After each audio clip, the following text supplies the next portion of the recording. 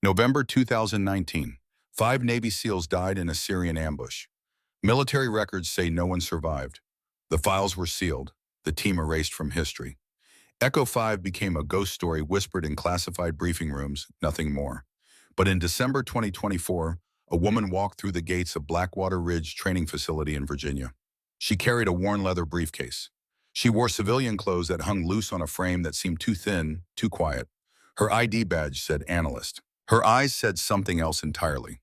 When she executed a hand signal that only the dead were supposed to know, a 4-star general's face went white, because the dead don't remember, the dead don't come back, and the dead certainly don't forget. The December wind cut across the Virginia hills like a blade. Blackwater Ridge sat in the valley below a sprawl of concrete and steel that had trained Marines for 40 years. The facility didn't show up on civilian maps. The roads leading to it had no signs. Captain Sloan Merrick stood at the main gate watching her breath cloud in the cold morning air. 38 years old, 5 feet 7 inches, 130 pounds, most of it scar tissue and memory. Her hair was pulled back tight, dark brown, shot through with premature gray at the temples. The kind of gray that comes from nights without sleep, from watching people die through a rifle scope from 800 meters away. She handed her credentials to the gate guard, a young corporal, maybe 22, with acne scars on his neck and eyes that hadn't seen anything yet. Defense Intelligence Agency, he read from her badge. Civilian contractor, analyst. He looked up at her, then back down at the photo. You're here for the integrated training assessment. That's right. They didn't tell us a civilian was coming. Sloan said nothing. She'd learned a long time ago that silence made people uncomfortable. Uncomfortable people talked. Talking people revealed things. The corporal shifted his weight. Well, welcome to Blackwater Ridge, ma'am. Check in at Building 6. Can't miss it. She took her badge back. Her fingers were bare despite the cold. When she reached for the plastic card, the corporal saw them. The scars. They covered both hands like someone had dipped them in fire and let the skin heal wrong, shiny tissue pink and white running from her knuckles to her wrists. He looked away quickly. Sloan had stopped noticing the looks years ago. Building 6 was a squat concrete structure that smelled like fresh paint trying to cover old sweat. The admin office was manned by a staff sergeant with tired eyes and a coffee mug that said, "Embrace the suck." Merrick Sloan, she said, reporting for the training observation program. The staff sergeant didn't look up from his computer. You're the DIA analyst. Yes. Room assignments are still being processed. You'll be in the West Dormitory, 2nd floor. Briefings at 1400 in the main hall. He glanced up, saw her scars, looked back at his screen. You need anything else? No. Welcome aboard. She took her room key and left. The dormitory hallway was empty. 2nd floor room 214.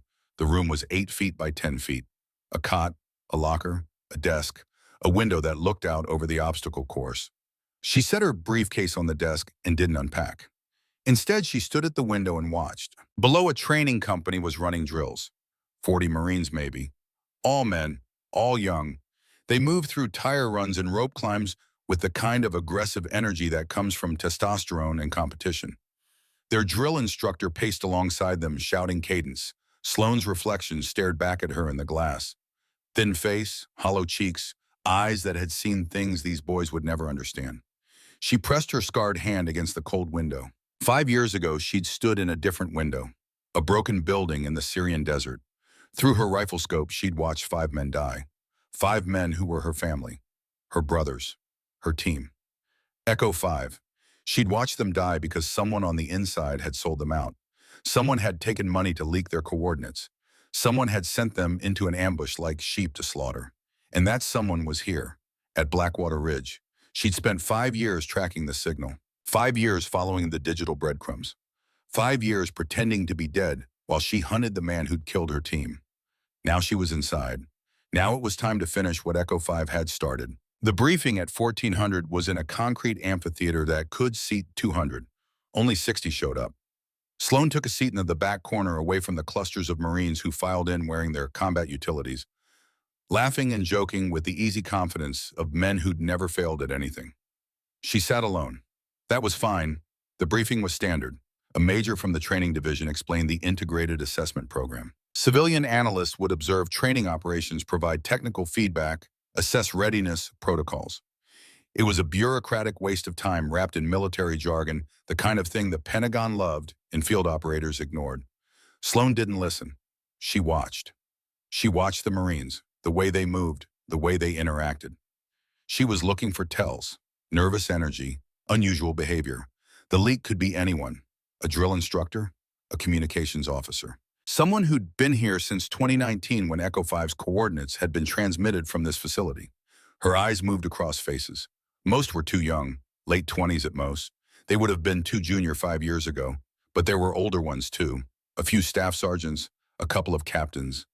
They sat together in the front row, arms crossed, looking bored. One of them caught her looking. Staff Sergeant Warren, early 40s, barrel-chested. A scar through his left eyebrow that said he'd been in a fight once and won. He stared at her for 3 seconds, then leaned over and whispered something to the Marine next to him. They both looked at her and smirked. Sloan looked away. Let them underestimate her. That was the plan. After the briefing, she went to the chow hall. The food was the same as it had been when she'd gone through SEAL training 15 years ago. Overcooked chicken, limp vegetables, coffee that tasted like diesel fuel. She took a tray and sat alone again. The Marines filled the hall with noise. Laughter, trash talk, the clatter of trays and the scrape of chairs. It was the sound of young men who thought they were invincible. Sloan had been one of them once. 23 years old and convinced she could do anything. She'd made it through BUD/S with a broken rib and a stress fracture in her foot. She'd earned her trident. She'd joined Echo 5. And then she'd learned that invincible was a lie you'd told yourself right up until the bullets started flying. Hey, she looked up. 3 Marines stood over her table. The one in the middle was the one who'd smirked at her during the briefing. Lance Corporal, judging by his rank. Maybe 25. Blonde hair, blue eyes. The kind of face that had probably gotten him laid a lot in high school. You're the analyst, right? He said. That's right. What's an analyst doing in a combat training facility? My job, he grinned. Your job, right. He looked at his buddies. You hear that? She's doing her job. The other 2 laughed. Sloan took a bite of chicken. It was dry and tasteless.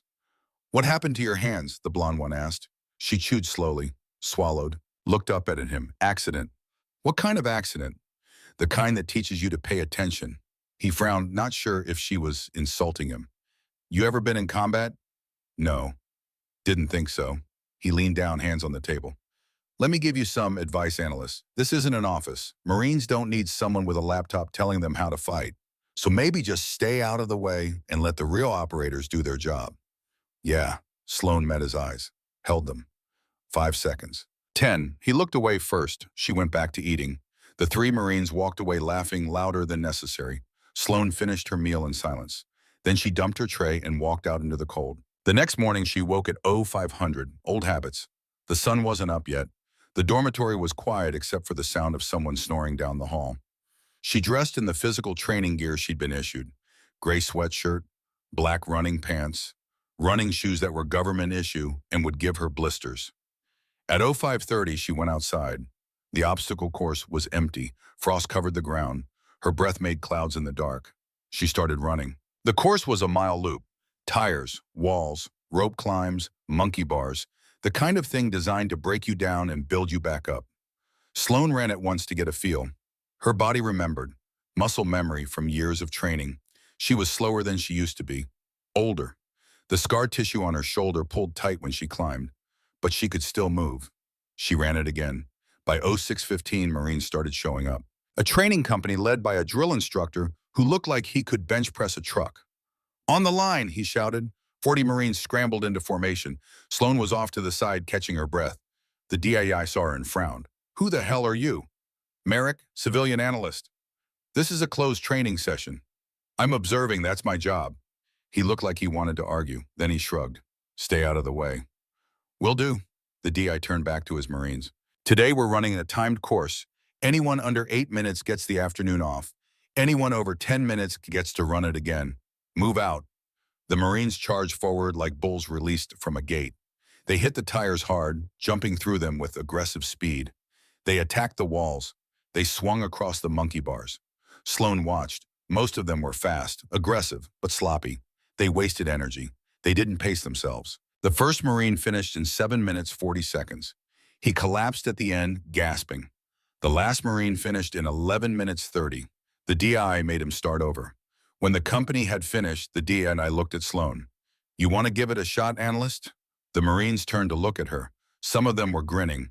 The blonde lance corporal from the chow hall was there smirking. Sure, Sloan said. She walked to the start line. The DIE checked his stopwatch. On your mark. Sloan took a breath. Go, She moved, not fast, not aggressive, smooth, efficient. She'd run this course 1,000 times in her head over the past 5 years. Every night when she couldn't sleep. Every time she closed her eyes and saw her team dying. She hit the tires with perfect rhythm. Didn't waste a step. She vaulted the first wall in one fluid motion using momentum instead of strength. The monkey bars were muscle memory, hand over hand, no wasted movement. The rope climb was where her shoulders screamed. The scar tissue pulled. But she didn't slow down. She climbed using her legs more than her arms technique over power. At the finish line, she stopped. The DI looked at his stopwatch, blinked, looked again. 7:58. The Marines went quiet. Sloan bent over, hands on her knees, catching her breath. Her shoulder was on fire. Her hands were bleeding where the rope had torn open old scars. The blonde lance corporal was staring at her. That was... How did you... Sloan straightened up, looked at the DI. Good course. Then she walked away. Behind her, she heard the whispers starting. By lunch, word had spread. The civilian analyst had run the course faster than most of the Marines. People were talking. Sloan ate alone again. This time, no one bothered her. She was finishing her coffee when Staff Sergeant Warren sat down across from her. Impressive run this morning, he said. Thanks. 7:58. That's faster than I ran it, and I've been doing this for 20 years. He leaned back in his chair, studying her. Where'd you learn to move like that? I used to work out. Used to work out?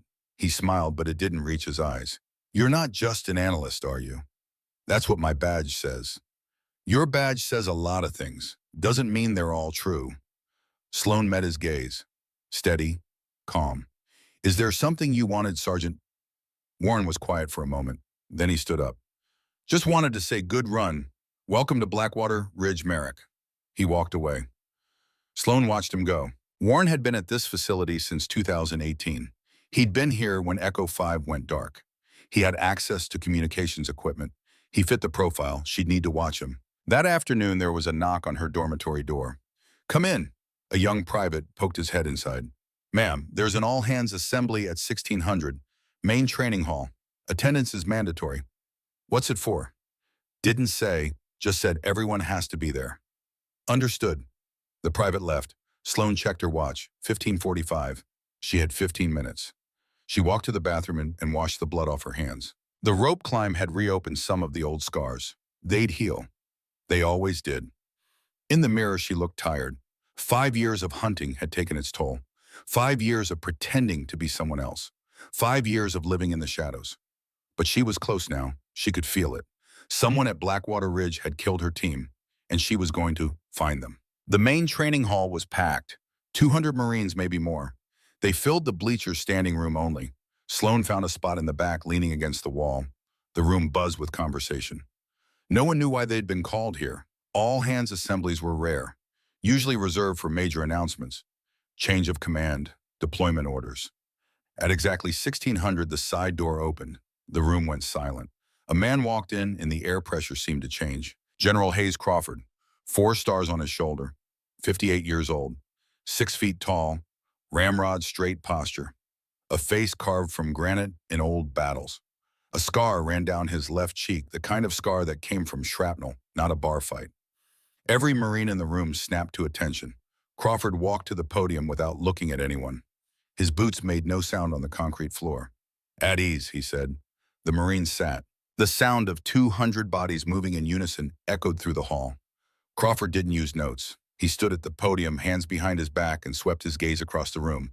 I am here, he said, because standards have slipped. No one moved. This facility trains Marines. Marines are expected to operate at the highest level of tactical proficiency. What I have observed in the past 24 hours tells me that we are falling short of that expectation. He paused. Starting tomorrow, we will be implementing advanced tactical training protocols. These protocols will separate the competent from the mediocre. They will identify weaknesses. They will expose failures. His eyes moved across the crowd. If you are not prepared to meet these standards, you will be removed from this program. There are no exceptions. There is no tolerance for weakness. Sloan watched him from the back of the room. Crawford had a reputation, hard but fair. a career that spanned 3 decades. He'd lost his younger brother in Desert Storm 1991, Major Thomas Crawford killed by friendly fire in the confusion of the ground war. The loss had shaped Hayes Crawford into a man who demanded perfection because anything less got people killed. "We will begin," Crawford continued, "with tactical communication, hand signals, nonverbal coordination, the kind of skills that keep you alive when radio communication fails." He stepped away from the podium. "These signals are not recreational. They are not suggestions. They are the language of operators who work in hostile environments where one mistake means death." He raised his hand, then he demonstrated a sequence. Fast, precise, a series of gestures that flowed together like a conversation spoken without words. It was a Tier 1 sequence. SEAL Team Protocol. Sloan recognized it immediately. Her heart rate didn't change. Her breathing stayed steady. But inside something clicked. Crawford was testing.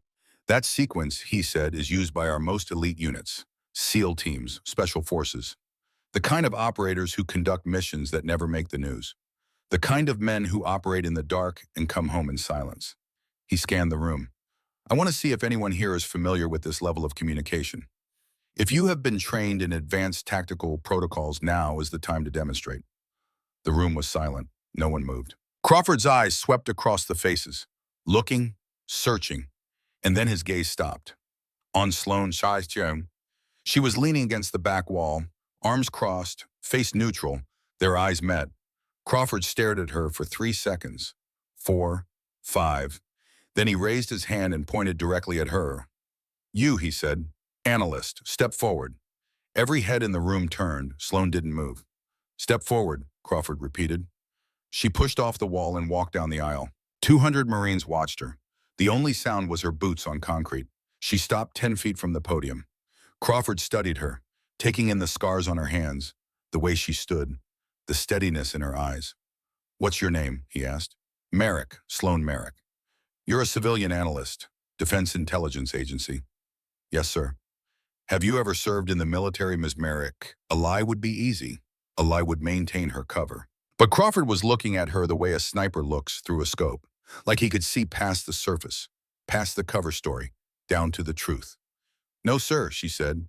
"Then you wouldn't be familiar with the signal sequence I just demonstrated." It wasn't a question. Sloan said nothing. Crawford took a step closer. "I'll make this simple. That sequence is classified. It's taught only to Tier 1 operators, SEALs, Delta Force, the kind of people who don't exist on paper." He raised his hands again, slower this time, demonstrating the sequence piece by piece. "If you have any familiarity with this system, I want you to replicate what I just showed you." The room was so quiet Sloan could hear her own heartbeat. This was it. The moment. She could refuse, maintain her cover, stay invisible, or she could show him. 5 years of hunting had led her here. 5 years of following breadcrumbs and encrypted signals. 5 years of living in the shadows. But Captain James Morrison hadn't raised her to hide. Echo 5 didn't run from the fight. Sloan took a breath, then she raised her hands, and she fired back the sequence. Fast, sharp, flawless. Every gesture exactly as Crawford had demonstrated it. No hesitation, no error. And then she added something, a counter signal, a flourish, the kind of response signal that only someone who'd used this system in real combat would know. The kind of thing that wasn't in any training manual. The kind of thing that Echo 5 had used when they were clearing buildings in hostile territory. Crawford's face went white. He took a step back like she'd hit him. "Who taught you that?" His voice was barely above a whisper. Sloan lowered her hands, looked him in the eye. "Echo 5 did, sir." The words hung in the air. Echo 5, a unit that didn't exist. A team that had been erased from every official record. 6 operators who died in Syria in November 2019. Crawford stared at her. His jaw was tight. His hands had formed fists at his sides. "Echo 5, he repeated slowly, "was KIA, every member. November 14th, 2019. There were no survivors." "No, sir," Sloan said quietly. "There were no survivors reported." The general's eyes narrowed. "Who the hell are you?" Sloan didn't answer. Crawford looked around the room, 200 Marines staring, watching, listening. He turned back to the podium. "This assembly is dismissed. All personnel return to your duties." No one moved. "Now," Crawford's voice cracked like a whip. The Marines scrambled. Chairs scraped. Boots thundered. In 30 seconds, the hall was empty, except for Sloan and the general. Crawford walked to the door and locked it. Then he turned around. "Start talking," he said. The lock clicked into place with a sound like a rifle bolt sliding home. General Hayes Crawford stood with his back to the door, one hand still on the deadbolt. The training hall stretched out before them, empty now, except for shadows and the smell of floor wax and old sweat. 200 Marines had cleared out in 30 seconds, leaving nothing but silence and questions that needed answers. Sloan Merrick stood 10 feet from the podium, hands at her sides, breathing steady, waiting. Crawford turned around slowly. His face had lost the shock, replaced now with something harder, something calculating. The look of a man who'd spent 30 years in special operations, learning to read people, to separate truth from deception, to identify threats before they materialized. Echo 5, he said, was a SEAL Team 6 unit, 6 operators, classified tasking. They went dark on November 14, 2019, during a reconnaissance operation in Syria. He took a step forward. The after-action report said the entire team was killed in an ambush. Hostile forces, no American survivors. Sloan said nothing. That report was written by people who don't make mistakes, Crawford continued. It was verified by satellite imagery, by signals intelligence, by every goddamn intelligence agency we have. Another step. So I'll ask you one more time. Who the hell are you and how do you know about Echo 5? Sloan met his eyes, held them. Then she reached for the collar of her shirt. Crawford's hand moved toward his sidearm. Instinct. Reflex. Easy, Sloan said quietly. She pulled the collar aside, exposing her left shoulder. The scar tissue there was different from the burns on her hands. This was deliberate, precise. Someone had taken a branding iron, heated it to 1200 degrees and pressed it into her skin hard enough to burn through the dermis. The mark was 3 inches across. A trident, an eagle, a flintlock pistol. The SEAL insignia, but this one was different. Beneath the trident, burned into flesh that would never fully heal, were 2 words, Echo 5. Crawford stared. The color drained from his face for the second time in 10 minutes. Jesus Christ, he'd whispered. We all got them, Sloan said. Her voice was flat, distant. After we made it through training, after our first deployment, Captain Morrison said official insignias could be lost, stolen, compromised. But scars don't lie. She pulled her collar back into place. Crawford was breathing hard. He walked to the nearest bleacher and sat down heavily, like his legs had stopped working. The report said no survivors. The report was wrong. Satellite imagery confirmed 6 bodies. Satellite imagery confirmed 6 heat signatures that stopped moving. Sloan corrected. They didn't stick around to check pulses. Crawford looked up at her. His eyes were the eyes of a man who'd seen too much death in his career, who'd signed too many letters to too many widows. How many actually died? 5. The word landed like a body bag. Sloan walked to the bleachers and sat down. Not next to Crawford. 3 rows up, keeping distance, keeping tactical awareness. November 14th, 2019, she said. Operation Winterhook. Echo 5 was tasked with surveillance of an arms trafficking network operating out of the Syrian border region. We'd been on site for 6 days. Deep cover, no contact with command except for scheduled check-ins every 12 hours. She stared at the empty floor of the training hall, but she was seeing something else. A different building, a different country, blood on sand. We had identified the primary target, a man called the Broker, real name unknown. He was moving advanced weapon systems, Russian tech, Chinese electronics, selling to whoever paid, ISIS, Al-Qaeda, anyone with money and bad intentions. Crawford was listening, not interrupting, letting her talk. On day 6, we had confirmation the Broker would be at the compound that night. Echo 5 was authorized to capture or eliminate. We prepped for a soft entry. I was on overwatch. 800 meters out, elevated position in a building we'd cleared on day 1. Her hands were resting on her knees. The scarred fingers flexed unconsciously. The other 5 went in at 02:30. Captain James Morrison leading, 42 years old, best team leader the SEALs ever produced. He'd been in the teams for 20 years, had a wife and 2 kids back in Virginia Beach, used to carry their photos in his helmet. She paused. The memory was sharp as broken glass. Lieutenant Kara Bennett was on point, 31, combat medic. She'd saved my life in Kandahar during our first deployment together. Pulled me out of a burning Humvee when I was 20 years old and stupid enough to think I was invincible. I owed her everything. Crawford's jaw was tight. He knew what was coming. Sergeant Trent Garrison handled breach, 29, Built like a tank, quiet, professional. He had a daughter, 7 years old, Emma. Used to video call her every chance he got. Sloane's voice didn't waver, but something in her eyes had changed. Chief Dalton Foster ran comms, 35, intel specialist. Smartest operator I ever met. He was the one who tracked the broker's network. Spent 3 months analyzing data to find this target. She took a breath. Petty Officer Ryan Cole was on demo, 26 years old. He'd been planning to propose to his girlfriend when we got back. Had the ring in his gear bag, showed it to me the night before the OP, asked if I thought she'd say yes. The training hall was so quiet she could hear the ventilation system humming. I watched them through my scope. Thermal imaging. They moved like ghosts. Perfect coordination. Morrison's hand signals were so clean, you could teach a class from them. Crawford's hands had formed fists. At 02:47, they entered the compound. I had eyes on all five. Morrison gave the signal, target acquired. The broker was in the northeast building, second floor. They were moving to intercept. Sloane's breathing was still steady, still controlled, but her hands had stopped moving. At 02:48:30, hostile forces came out of nowhere. They knew exactly where Echo 5 was, the exact rooms, the exact positions. It wasn't a response to contact. It was a prepared ambush. She closed her eyes. Morrison called it over comms. His voice was calm, professional, even when he knew we were compromised. Someone leaked our position. All units fall back to extract. That was Morrison. Mission first, team second, ego never. Her breathing hitched, just once, almost imperceptible. I started engaging, sniper fire from 800 meters, suppressed MOM 110. I dropped 12 hostiles in the first 90 seconds, but there were too many. They had RPGs, heavy machine guns. They lit that building up like it was the 4th of July. Crawford was staring at her, watching the emotions flicker across her face like shadows. Bennett took a round through the chest. She was covering Garrison's 6, sucking chest wound. I could see her trying to breathe, trying to stay in the fight. Sloane's voice dropped to almost a whisper.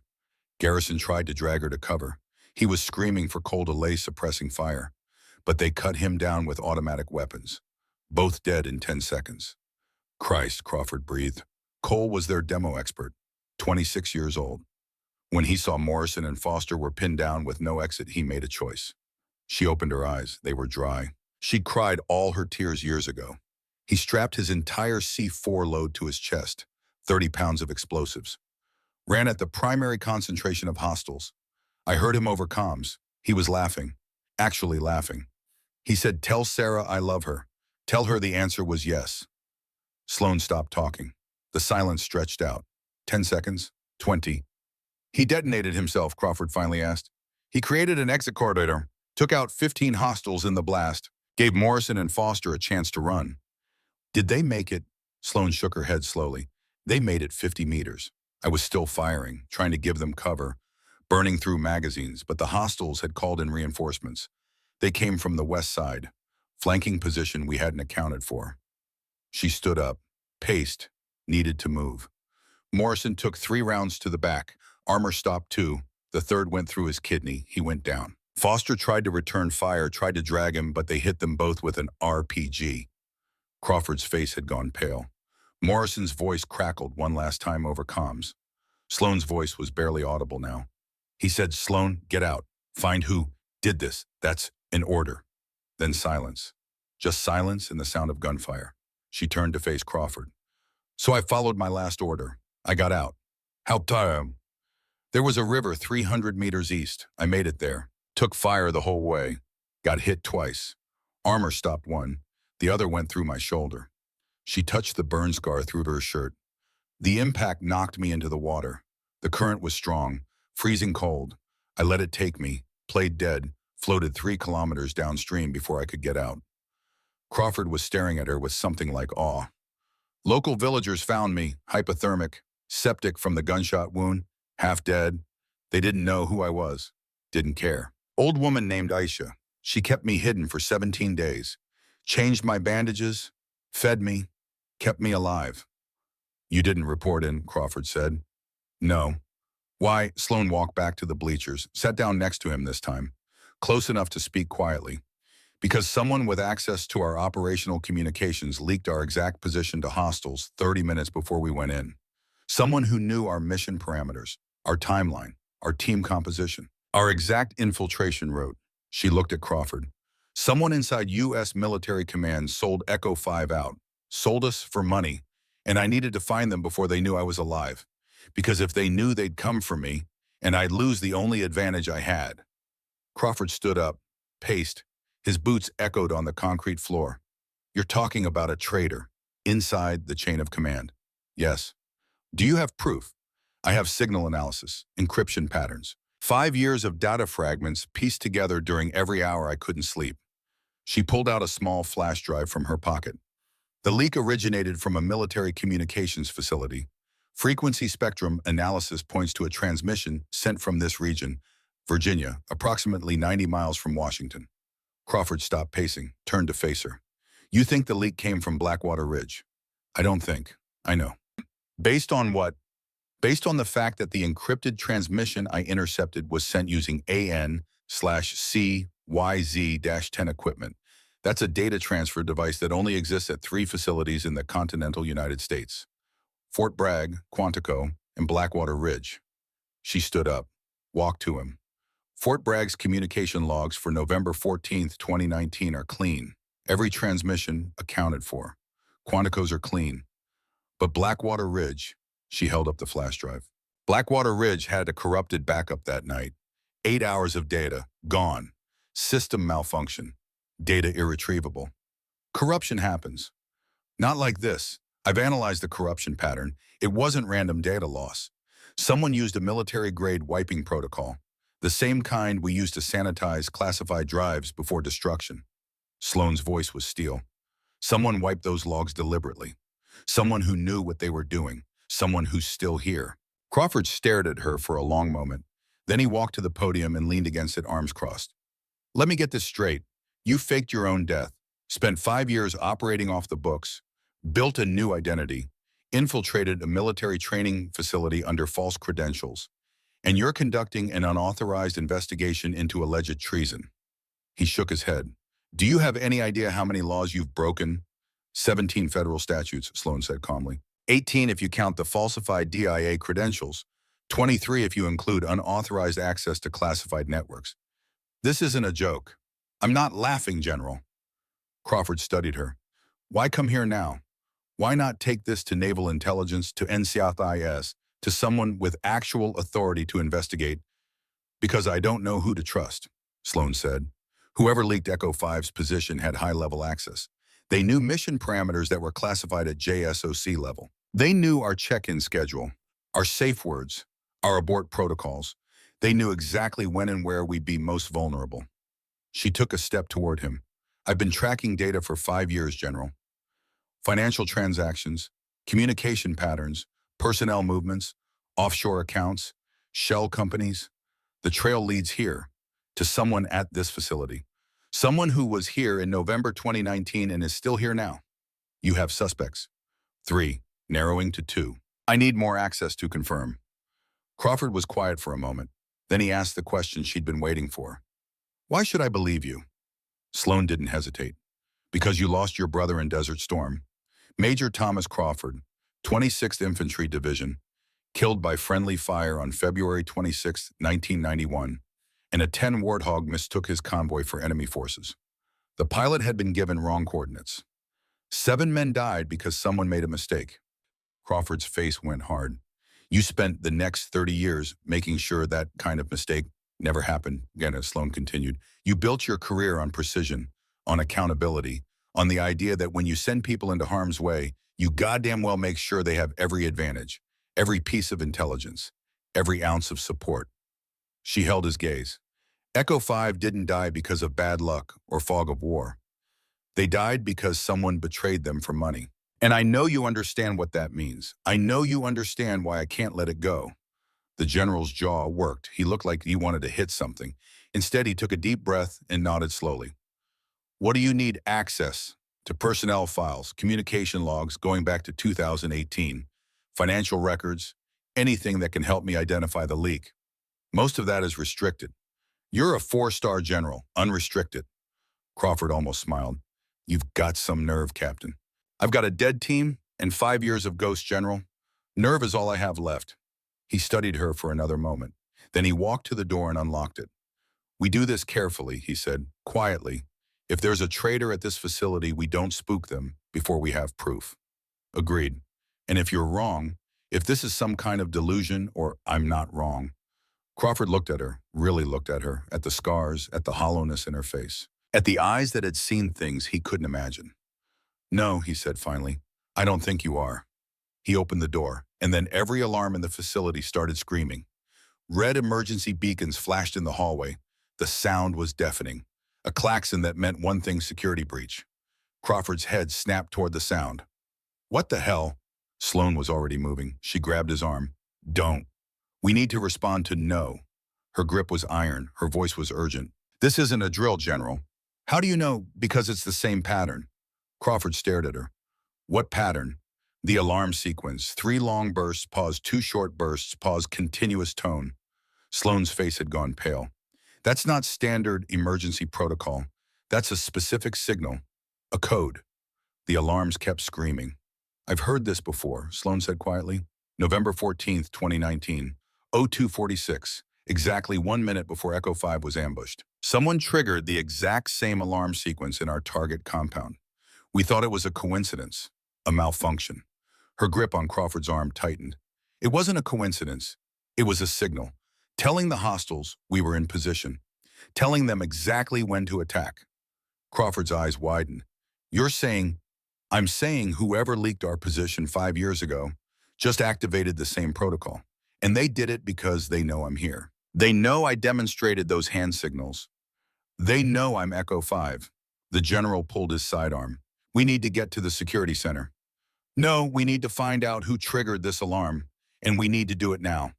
They moved into the hallway. Marines were running everywhere, confused, shouting. No one knew what the breach was or where it was happening.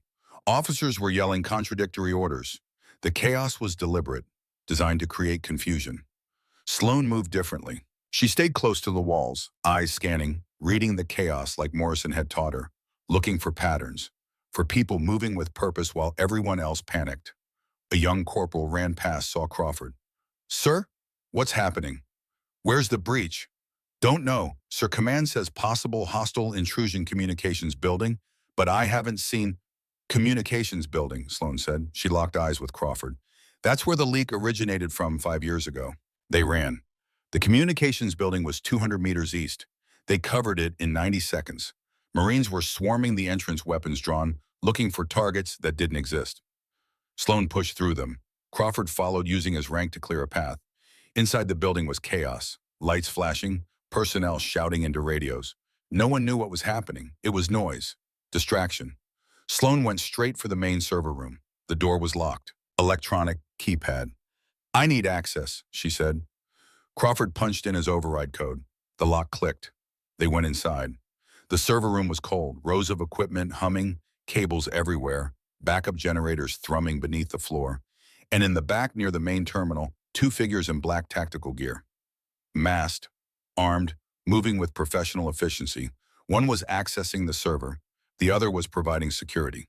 They turned when the door opened. For 1 frozen second, nobody moved. Then the intruders raised their weapons. Sloan was faster. She grabbed Crawford and pulled him down as bullets punched through the air where his head had been. They hit the floor hard. Crawford's sidearm skittered away across the polished concrete. The 2 intruders advanced, firing controlled bursts. Professional, trained, not amateurs. Sloan rolled left, came up behind a server rack. Her hand found a loose cable. Heavy gauge, rubber-coated copper. Not much of a weapon, but it would do. The first intruder rounded the corner, rifle up, scanning for targets. Sloan whipped the cable across his face like a bullwhip. The metal connector caught him across the bridge of his nose. He stumbled back. She was on him instantly. Grabbed his rifle, twisted it using a joint lock Morrison had drilled into her 1,000 times. Spun the weapon around and slammed the stock into his throat. He went down, choking, gasping for air. The second intruder fired. Bullets sparked off metal, ricochets whining. Sloan dropped and rolled, came up with the rifle she'd just acquired. Checked the chamber. Round loaded. Safety off. She didn't hesitate. 2 shots, center mass, Mozambique drill. The second intruder fell and didn't move. Crawford was back on his feet, retrieving his sidearm. "You okay?" "Fine, you be good." They moved to the downed intruders. Sloan kept her acquired rifle trained on them. The second one wasn't moving, dead or unconscious. The first one was still gasping hands at his throat. Sloan knelt and pulled off his mask. The face underneath was middle-aged, weathered, white, scared, and familiar. She'd seen this face in personnel files, in the cafeteria, in the hallways. Thomas Cross, Sloan said quietly. Crawford stared. The communications contractor, former Navy communications officer, retired 2020 after 22 years of service. Been working here as a civilian instructor since. Sloan grabbed Cross's tactical vest and hauled him up against the server rack. Teaching the same systems he used to betray Echo 5. Cross was coughing, trying to breathe through his damaged windpipe. His eyes were wide with panic and pain. Sloan's face was empty, cold. The face of someone who'd waited 5 years for this moment. You leaked Echo 5's position, she said. Not a question, a statement of fact. Cross tried to shake his head, couldn't speak, couldn't breathe properly. I can prove it, Sloan continued. Her voice was completely devoid of emotion. I've spent 5 years analyzing the transmission. Encryption signature, frequency modulation, timing sequence. It came from this building, from Terminal 7, your terminal. Cross's eyes were streaming tears. From pain or fear or guilt, she couldn't tell. You transmitted our exact coordinates to hostile forces 30 minutes before we went in. You told them our team composition, our infiltration route, our extraction plan. You told them exactly when and where we'd be vulnerable.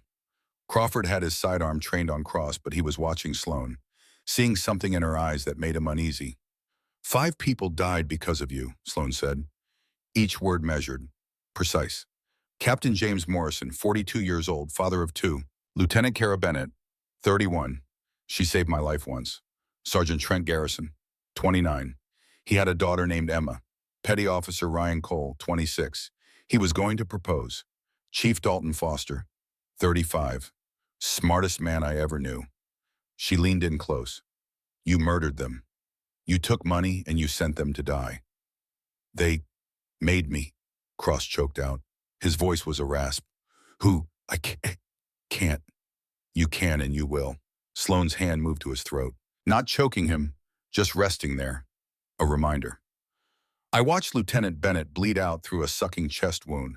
I watched Sergeant Garrison take 7 rounds trying to save her. I watched Ryan Cole blow himself apart to give Morrison and Foster a chance to escape. I watched them die. Crawford put a hand on her shoulder. Sloan, she ignored him. Who paid you to kill my team? Cross was sobbing now, tears and mucus running down his face. They said if I didn't. Hook to Cerberus, Cross whispered. Cerberus protocol. Sloan went very still. Crawford frowned. What the hell is Cerberus protocol? Cross's eyes darted between them. Fear and relief mixing on his face. Relief that he was finally confessing. Fear of what came next. Organization, he gasped. They buy and sell classified intelligence. Highest bidder, military secrets, operational plans, personnel information. They've been operating for at least 15 years. How did they get to you? Sloan demanded. Cross's face crumpled. Blackmail. They found evidence. Things I did when I was younger. Mistakes. Financial crimes. Things that would destroy me, ruin my family, end my career. They said they'd expose everything unless you became their asset. Cross nodded miserably. They told me what to transmit, when to transmit it. I didn't know what it was for.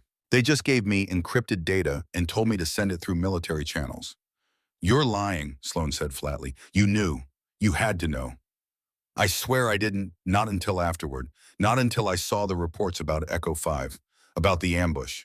Then I knew what I'd done. Crawford's grip on his weapon had tightened. Why didn't you come forward? Why didn't you report it? Because they told me if I talked, they'd kill my family, my wife, my daughters. And they proved they could do it. They sent me photos of my house, my kids at school. They knew everything about me. Echo 5 discovered something in Syria, Sloan said. Her voice was cold, clinical. Something about Cerberus. That's why we were targeted. Yes, Cross was barely whispering now. You were too close. You'd found their supply chain. Their network. Their connections to Russian intelligence. They couldn't let you report back. You had to be eliminated. Crawford's face had gone pale. How many people are part of this organization? I don't know. They compartmentalize everything. I only dealt with one contact, never met them face to face, just encrypted messages, dead drops, anonymous payments. Are they still active? Crawford asked. Cross's face went gray. Yes, more active than ever. Are there others at this facility? Sloane's voice was deadly quiet now. Cross hesitated, just for a fraction of a second. That was answer enough. How many? She grabbed his vest again. How many other Cerberus assets are at Blackwater Ridge? I don't know. We don't know each other. It's designed that way. Cells, compartments. But there's at least one more. Someone higher up than me. Someone who... He stopped. His eyes went wide, looking past Sloane at something behind her, at the window. Someone who's watching you right now, Cross whispered. And then the window exploded. Glass everywhere. The crack of a rifle shot. Cross's head snapped back with the impact. He was dead before he hit the floor. Perfect headshot, through and through, brain matter sprayed across the server rack. Sloane and Crawford dove for cover. Another shot punched through the server equipment where they'd been standing, sparks flying, equipment shorting out. Sniper. Outside. Sloane's brain calculated automatically. 300 meters. Maybe 320. West Tower, elevated position. Professional shooter. Stay down, she shouted to Crawford. The general was already on his radio. All units active, shooter West Tower. Lock it down, I want that building surrounded now. But Sloane was looking at Cross's body. At the entry wound. At the angle. General, she said quietly. What? That tower, who has access? Crawford was pulling up facility schematics on his phone. It's restricted. Security clearance level 4 or higher. Why? They looked at each other. The sniper wasn't some outside threat. The sniper was one of them. Someone at Blackwater Ridge. Someone with high clearance. Someone who'd been here in 2019. Someone who'd just killed Cross to keep him from talking. Someone who was watching them right now. Crawford was already calling it in. Sniper down. We have one KIA, one hostile down. Secure the body. I want federal investigators here within the hour. This is now a crime scene. Nobody touches anything. He looked at Sloane. His face was grim. This just became official. FBI, NCIS, every three-letter agency we have. We've got maybe 30 minutes before this facility is swarming with investigators. Then we use those 30 minutes, Sloane said. She was staring at Cross's body. 5 years of hunting, 5 years of tracking, and he'd been killed right in front of her, the one person who could have given her answers, gone. But before he died, he'd confirmed what she already suspected. There was another mole, someone still active, someone higher up the chain. We need to find that shooter, Crawford said. They'll be gone already. Professional operator. They'll have an exit route planned. But, Sloane was thinking, processing. They needed line of sight to this room. That limits their options. Crawford pulled up the facility map. West Tower has 3 positions that would work. Top floor, maintenance level, and the communications array platform. Communications, Sloane said, always communications. That's how they operate. Control the information, control the narrative. She stood up, checked her acquired rifle. Still had 23 rounds. We need to identify who has level 4 clearance and was on site when that shot was fired, she said. Crawford was already accessing personnel records on his phone. Level 4 or higher, currently on base. That's a list of 9 people. Start eliminating. They worked fast. Crawford read names. Sloane cross-referenced against the data she'd been compiling. 3 names dropped off immediately. They'd transferred in after 2019. Couldn't be the original leak. 2 more dropped off. They were currently in the field. Confirmed positions elsewhere on base. Alibis, that left 4. Captain Reeves, logistics officer, 42 years old, 20 years of service. Major Holloway, training operations, 38 years old, 16 years of service. Staff Sergeant Warren, communications instructor, 41 years old, 22 years of service. Present at Blackwater since March 2018. Lieutenant Colonel Hayes, executive officer, 50 years old, 28 years of service. Sloane stared at the names, analyzing, processing, looking for patterns. Warren, communications instructor. He'd been watching her since she arrived, commented on her performance at the obstacle course, asked too many questions, and he had the technical expertise, the access, the background. It's Warren, she said. You're certain. He fits every parameter. Communications background, right age, right access. present at Blackwater when Echo 5 went dark. And he's been too interested in me since I arrived. That's not curiosity. That's surveillance. Crawford nodded slowly. If you're right about this, I am. Then we need to move carefully. We need evidence before we accuse a decorated NCO of treason. Sloan looked at Cross's body one more time. The federal investigators would be here soon. They'd take over. Bureaucracy, procedures, things would slow down. But she had 30 minutes. Then let's get evidence, she said. Crawford met her eyes, saw the steel there, the determination, the absolute certainty of someone who'd spent 5 years hunting a ghost and finally found its shadow. He nodded. What do you need? Access to Warren's personal files, his quarters, his locker, everything. That requires a warrant. General, in 30 minutes, this place is going to be crawling with federal agents. They'll lock everything down, seal it all as evidence. We'll lose access to everything. Sloan's voice was urgent now. This is our only window. If Warren is Cerberus, he's going to run. He's going to destroy evidence. He's going to disappear. Just like I did 5 years ago. Crawford was quiet for a long moment. Then he made a decision. Building 12, second floor, room 214. That's Warren's quarters. He handed her a security override card. You've got 20 minutes before the investigators arrive. After that, I can't protect you. Sloan took the card. I don't need protection, General. I need answers. She headed for the door. Behind her, Crawford was securing the scene, keeping the Marines back, preserving evidence, doing everything by the book. Sloan Merrick had stopped following the book 5 years ago. Outside, Marines were swarming the West Tower. They wouldn't find anyone. The shooter was already gone, back among the others, hiding in plain sight. But Sloan knew something the shooter didn't. She knew how to hunt, and this time the ghost was coming for them. The next 48 hours were a study in controlled paranoia. Sloan Merrick didn't sleep. She sat in her dormitory room with the lights-off laptop screen, casting blue shadows across her face, and she worked. 5 years of collected data, financial transactions, communication logs, personnel movement records, everything she'd gathered while pretending to be dead. Crawford had gotten her access, quietly, through channels that wouldn't raise flags. She cross-referenced everything against Staff Sergeant Warren's service record. The patterns emerged like bone through torn flesh. Warren had been stationed at Blackwater Ridge since March 2018. Communications instructor, specialized in encrypted tactical systems, he had level 4 security clearance. He'd been on duty the night of November 14, 2019. But it was the financial data that sealed it. 2 days after Echo 5 went dark, a numbered account in the Cayman Islands received a wire transfer. $2 million. The account was buried under 6 layers of shell corporations, but Sloan had spent 5 years learning to dig. She followed it back. The trail led to a defense contractor with ties to international arms dealers. The same arms dealers Echo 5 had been investigating in Syria.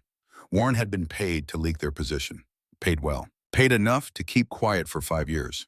But money left footprints. And Sloan had learned to track ghosts. She was staring at the screen cross-referencing the 6th shell company when her door opened. She had her sidearm out before the door was fully ajar. A Sig Sauer P226, not standard issue for a civilian analyst. She'd acquired it the way she'd acquired everything else over the past 5 years. Carefully, quietly, off the books. Crawford stood in the doorway, hands visible, expression grim. Easy, he said. Sloan lowered the weapon. Didn't holster it. The general stepped inside and closed the door. We need to talk. About? I pulled Warren's communication logs from the night your team died. There's a gap. 18 minutes of missing data. Corrupted file. Same as the facility backup. Not corrupted, Sloan said. Deleted. I know. Crawford sat down on the edge of her cot. He looked tired. Lines around his eyes that hadn't been there 2 days ago. I also pulled his financial records. The official ones. Nothing unusual, but I had someone I trust dig deeper. And 3 offshore accounts, all opened between 2018 and 2020. Total deposits of approximately $3.2 million. Sloan felt something cold settle in her chest. Confirmation. Finally.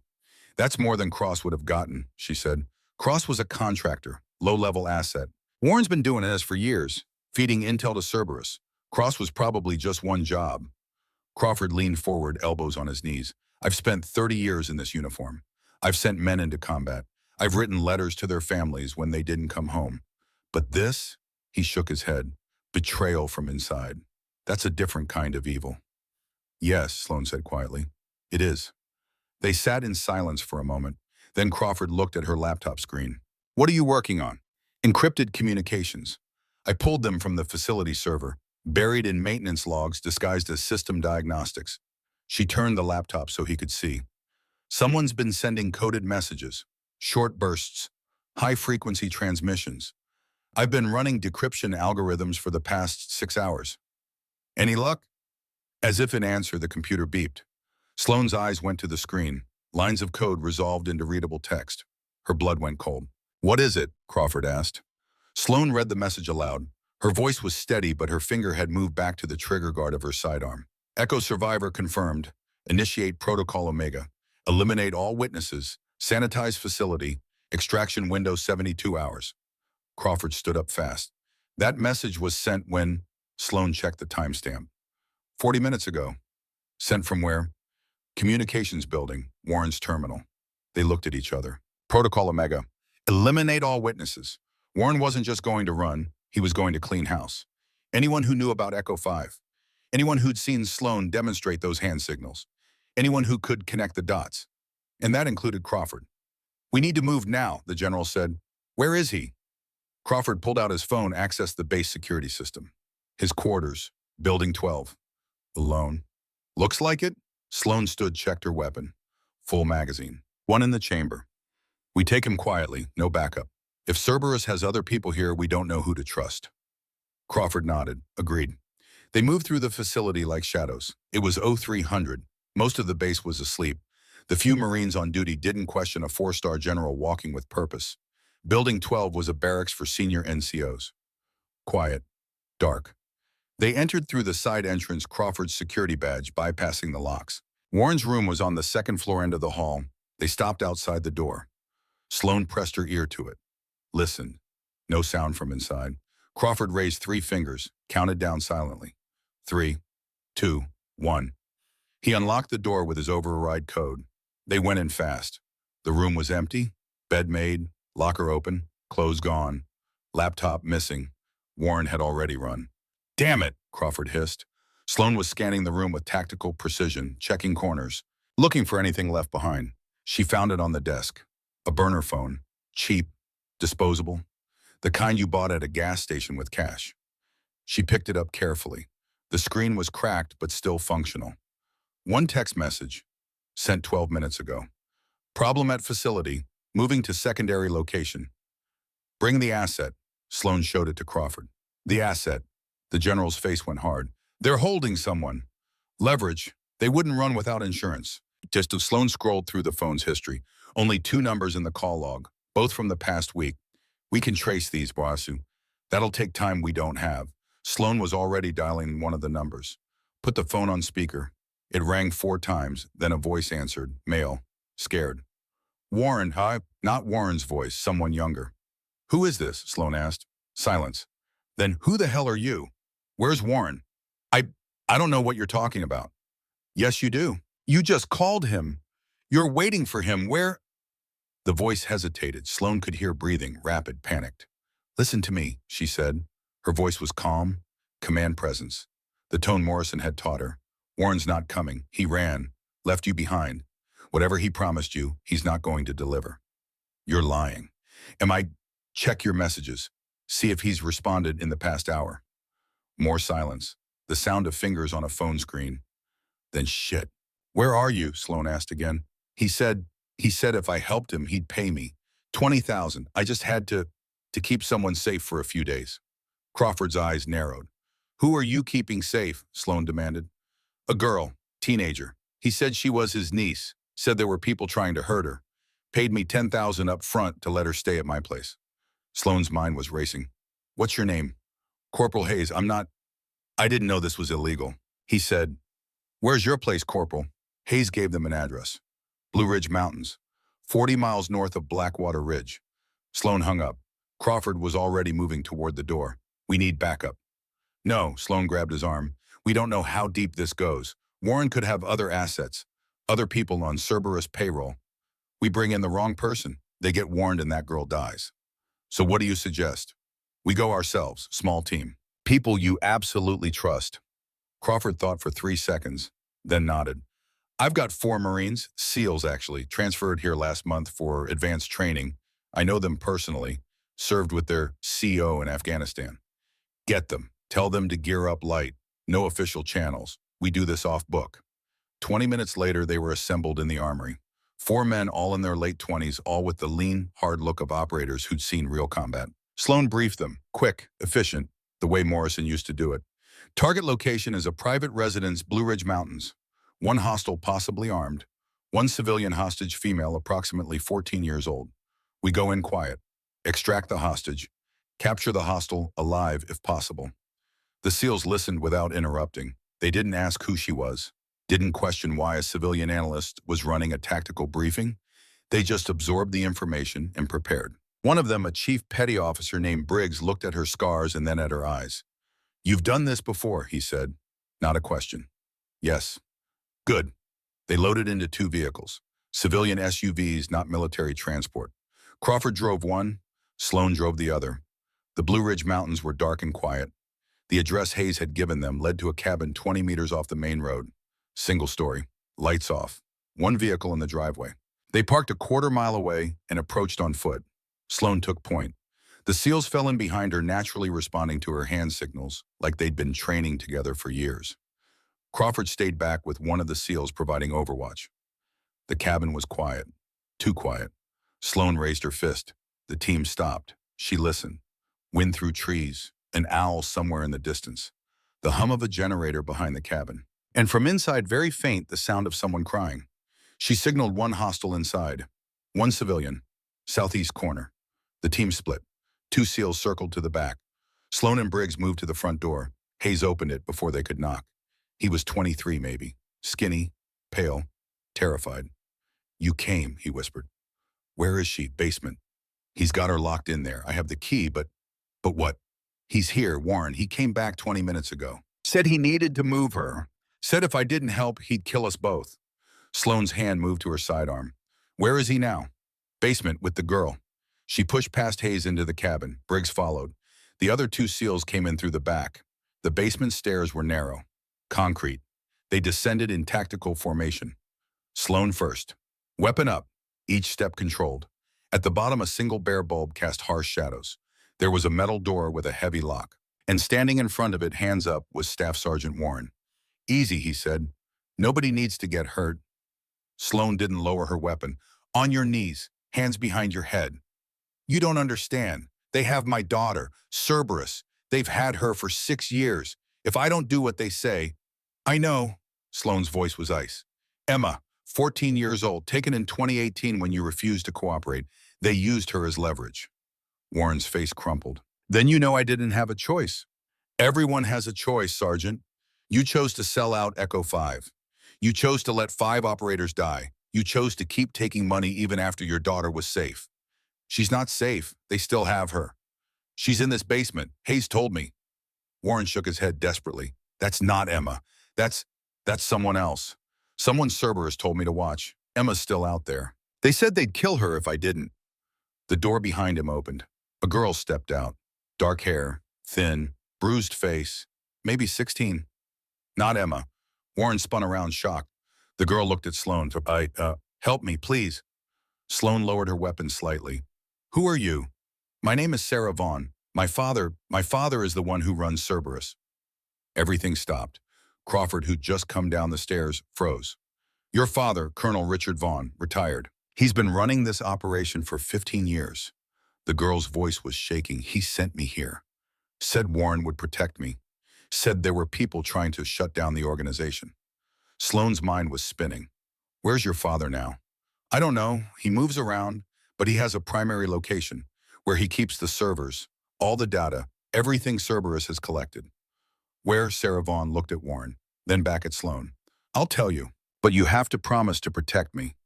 My father, he'll kill me if he finds out I talked. Sloan holstered her weapon, walked over to the girl, looked her in the eyes. I promise. Sarah nodded slowly. It's a compound, 70 miles northwest of here. Old military installation decommissioned in the 90s. He bought it through shell companies. It's where he keeps everything, including Emma Warren. Warren made a sound like he'd been punched. She's alive. His voice broke. As of 2 days ago, yes. Sloan looked at Crawford. The general's face was set in stone. We're going to get her, Sloan said to Warren. But you're going to help us. You're going to tell us everything about that compound. Security, personnel, defenses, everything. Warren was crying now. Anything. I'll do anything. Just save my daughter. Then start talking. For the next hour, Warren laid it all out.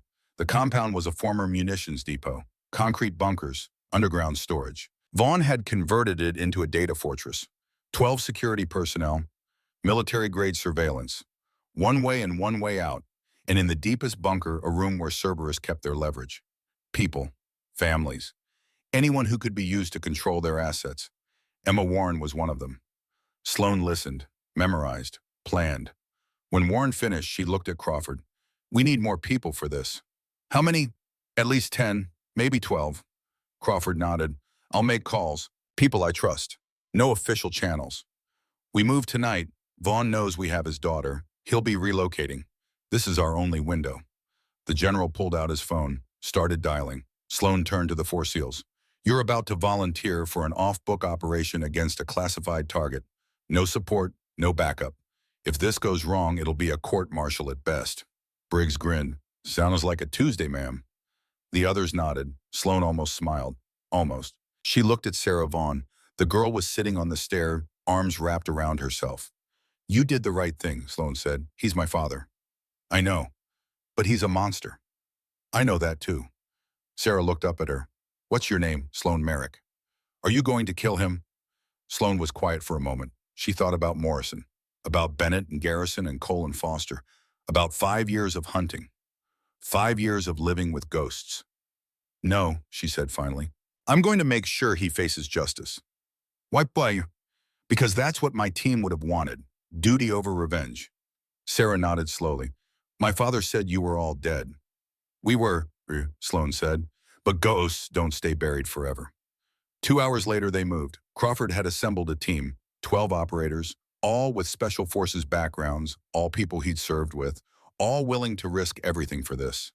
They drove in 4 vehicles, no lights, no comms except encrypted channels. The compound sat in a valley surrounded by dense forest, a single access road, chain link fence topped with razor wire. Sloan had the team stop 2 kilometers out. They approached on foot, tactical spacing, night vision, radio silence. The fence was the first obstacle. One of the SEALs cut through it with bolt cutters. They slipped through the gap like smoke. The main building was a squat concrete bunker, floodlights on the perimeter. 2 guards visible, both armed with rifles. Sloan signaled. 2 SEALs moved forward, suppressors on their weapons. The guards went down without a sound. They entered the bunker through a maintenance access. Warren had given them the codes. The heavy steel door opened with a hydraulic hiss. Inside was a maze of corridors. Sloan led them deeper, past server rooms humming with equipment, past offices filled with encrypted files. They found the security control room on the 2nd level. 4 personnel inside. The SEALs cleared it in 30 seconds. No shots fired, hand-to-hand only. Sloan accessed the security cameras, scanned the feeds, and there on monitor 12 she saw him. Colonel Richard Vaughn, 64 years old, gray hair, hard face. He was in what looked like a command center typing on a laptop, completely unaware.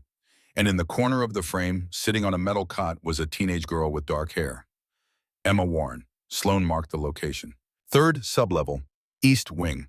They moved. The compound was larger than Warren had described. More corridors, more rooms. But Sloan navigated by instinct, reading the layout, anticipating. They reached the 3rd sublevel without contact. The corridor leading to the command center was narrow. Only one approach. Sloan held up her fist. The team stopped. She could see the door at the end of the hall, heavy, reinforced, and she could see the trap. Motion sensors, hidden, but visible if you knew where to look. Trip them and the whole compound would lock down.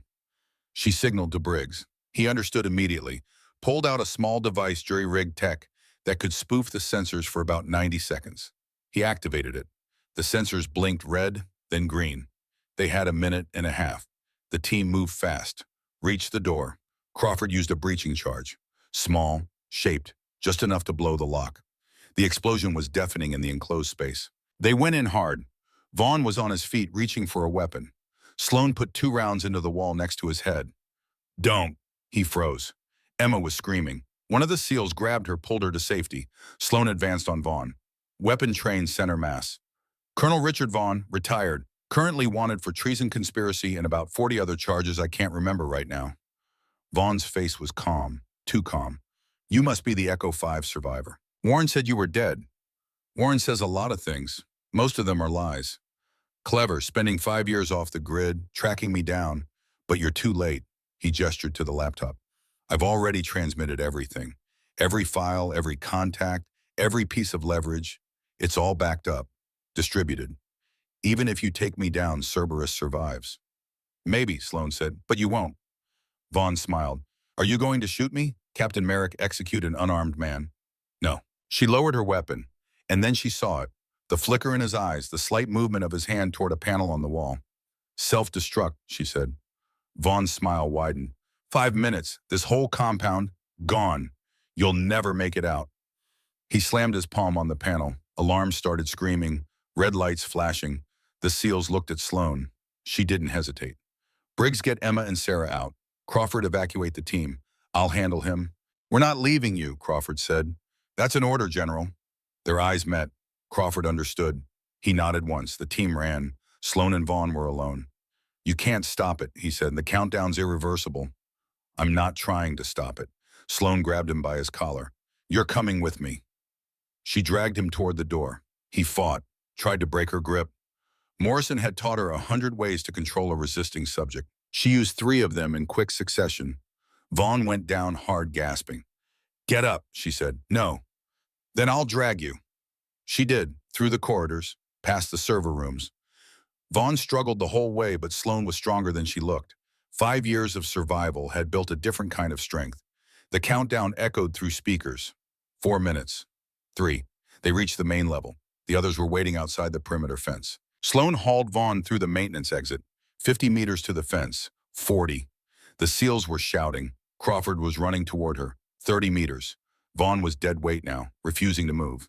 You'll never get out. We'll both die here. Then we'll die together. 20 meters. Briggs was at the fence, cutting a new gap. 10 meters. Sloan threw Vaughn through the opening, dove after him. The compound exploded. The force of it picked her up and threw her 15 feet. She hit the ground hard, ears ringing, vision blurred. Someone was pulling her up. Crawford. His mouth was moving, but she couldn't hear. She looked back at the compound. It was a fireball, concrete crumbling, everything burning, all of Vaughn's data, all of his leverage, all of his power, gone. Sloan looked at Vaughn. He was on his knees staring at the destruction, tears streaming down his face. It's over, she said. He didn't respond, just knelt there broken. Crawford was calling it in now. Official channels. The cavalry would arrive in minutes. Sloan walked over to Emma Warren. The girl was wrapped in a blanket crying. Sarah Vaughn was holding her hand. You're safe now, Sloan said. Mom. Emma looked up at her. Who are you? Someone who understands what it's like to lose people. Someone who made a promise to get you home. Staff Sergeant Warren was being held by 2 of the SEALs. When he saw Emma, he broke down completely. They let him go. He ran to his daughter, held her like he'd never let go. Sloan turned away, gave them privacy. Crawford walked over. That was insane. It worked. Barely. Barely's good enough. He almost smiled. You know there's going to be about 1,000 questions, investigations, debriefings. I know. Your cover's blown. Everyone's going to know who you are. Good, as Sloan said. I'm tired of being a ghost. The sound of helicopters approached from the south. Federal agents, military police, the whole bureaucratic machine. Sloan stood there and waited for them to arrive. For the first time in 5 years, she wasn't running. 3 weeks later, she stood in Arlington National Cemetery. It was a cold morning, gray sky, the kind of day that matched the occasion. 5 headstones, freshly engraved. Captain James Morrison, Lieutenant Kara Bennett, Sergeant Trent Garrison, Chief Dalton Foster, Petty Officer Ryan Cole. Echo 5. Their names were finally on record. Their service finally acknowledged.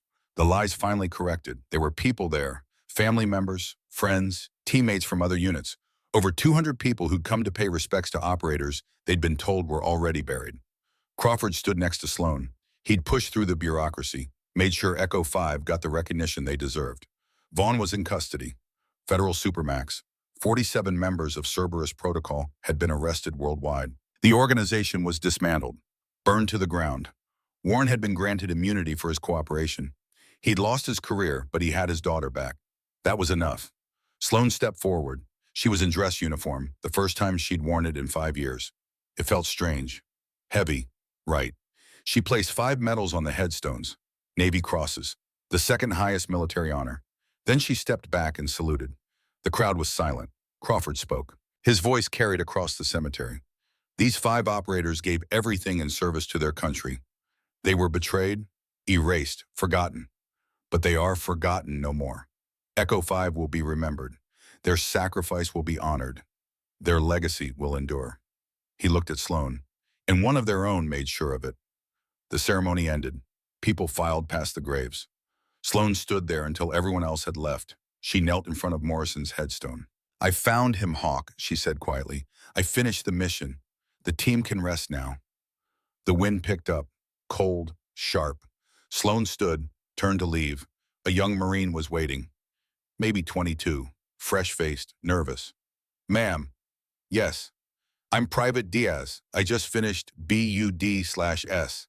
I heard about you, about Echo 5, about everything you did."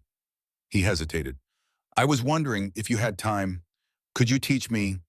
Sloan looked at him, saw herself 15 years ago, young, confident, convinced she was ready for anything. "Teach you what how to be an operator, a real one, the kind that Echo 5 was." She was quiet for a moment. Then she nodded. "Report to Blackwater Ridge next week. Ask for the Echo 5 training program." "There's an Echo 5 training program." "There is now." Diaz saluted, ran off. Crawford walked over. "You're really doing this, becoming an instructor." "Morrison trained me, taught me everything I know. It's time to pass that on." "The Echo 5 standard." "Yes." Crawford looked at the headstones. "They'd be proud." "I hope so." They walked back to the parking area together. The cemetery was empty now except for groundskeepers. Sloan stopped at her car, looked back one more time at the 5 graves. Echo 5, her team, her family, her ghosts. But they weren't haunting her anymore.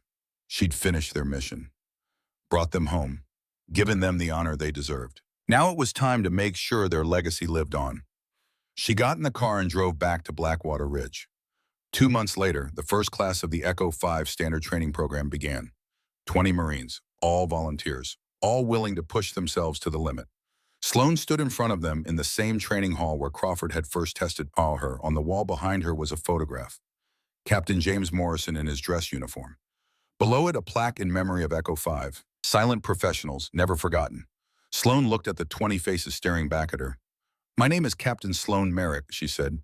"I'm going to teach you how to operate at a level most people think is impossible. I'm going to push you harder than you've ever been pushed. I'm going to demand perfection, and when you achieve it, I'm going to demand more." She paused. "I'm going to teach you what Echo 5 taught me. Duty over glory, mission over self, silent service. The kind of work that never makes the news. The kind of sacrifice that no one will ever know about."